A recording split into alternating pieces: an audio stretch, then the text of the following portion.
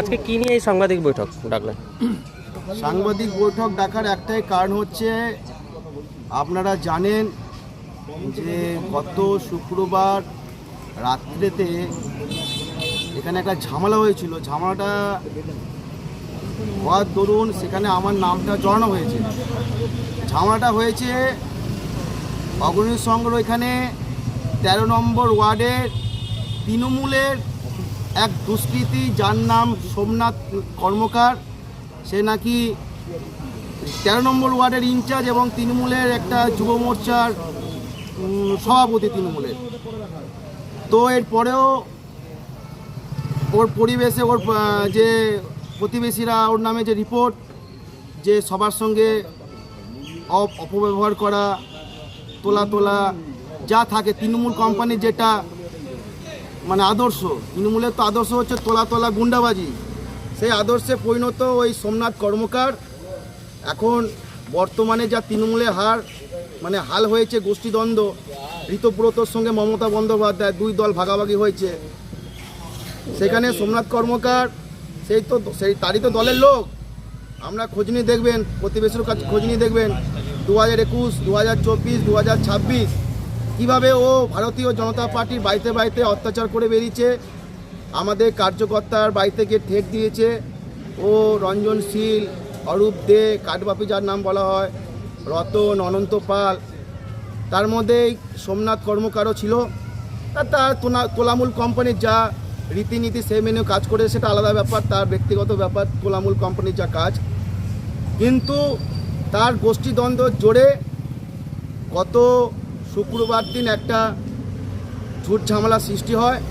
সেই ঝামেলাকে কেন্দ্র করে, তারই ঝামেলা আমাদের ভারতীয় জনতা পার্টির কিছু কার্যকর্তার নাম দেওয়া হয়, যেখানে আমার নামটাও ঢোকানো হয়। যেমন আমাদের গত 1 সপ্তাহ 2 সপ্তাহ আগে আমরা শুনেছিলেন আমাদের মণ্ডল সভাপতি অজয় দত্তের বিরুদ্ধে পোস্টার পড়া, সেখানে পরবর্তী দায়গারে টোটালটাই ফেক।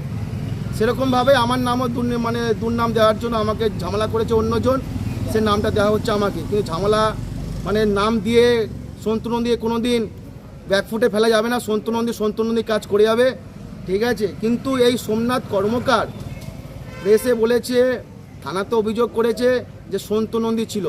ও প্রুফ দিতে পারবে সন্তু নন্দী ছিল, কিন্তু আমরা প্রুফ পেয়েছি তৃণমূলের একমাত্র দুষ্কৃতী হচ্ছে সোমনাথ কর্মকার, যে মারপিট, হুমকি, তোলা আপনি প্রতিবেশীর কাছে দেখবেন। আমরা ফেসবুকে অলরেডি আমরা অনেক কমেন্ট জোগাড় করেছি, ওর বিরুদ্ধে অনেক কমেন্ট পড়েছে। অনেক ছেলেকে অত্যাচার করেছে ভারতীয় জনতা পার্টি কর্মীদের বাড়িতে হুমকি দেওয়া, যেটা তৃণমূলের কালচার, সেটা তাদের ব্যাপার। তাদেরই গোষ্ঠীদ্বন্দ্বের জোরে সেখানে একটা শুক্রবার ঝামেলা হয়। ওটা কোথায়? মিরসভা PWD অফিসের সামনে। পরবর্তীকালে আমার কাছে ফোন আসে, সেখানে নাকি আমার নামটা জড়ানো হয়েছে। টোটালটাই ফেক, টোটালটাই তৃণমূলে একটা তৈরি করা ঘটনা। কারা ঝামেলা করেছিল বলে মনে হলো? গোষ্ঠীদ্বন্দ্ব। এখন তো দুটো তৃণমূল হয়ে গেছে, একটা নতুন নব্য তৃণমূল, একটা পুরাতন তৃণমূল, ঠিক আছে। তাদের মধ্যে এটা হয়েছে। আর ও তো ভালো ছেলে নয়, ও একটা তৃণমূলের মার্কা মারা দুষ্কৃতীও। তোলা থেকে শুরু করে মারধর সব কিছু ওর সঙ্গে আছে। এবার নব্য তৃণমূল, আদি তৃণমূল যেটা হয়ে থাকে, তারই গোষ্ঠীদ্বন্দ্বের জোরে ঝামেলা হয়েছে, সেখানে আমাদের ফাঁসানো হচ্ছে। কি চাইছেন এখন আপনারা? আমরা চাই যে সঠিক তদন্ত হোক, ঠিক আছে। যে করেছে তাদের বিরুদ্ধে যেন আইনগত ব্যবস্থা নেওয়া হোক, ঠিক আছে। কিন্তু এই যে মন্তব্য ছড়াচ্ছে, এগুলো ইমিডিয়েট বন্ধ করা হোক।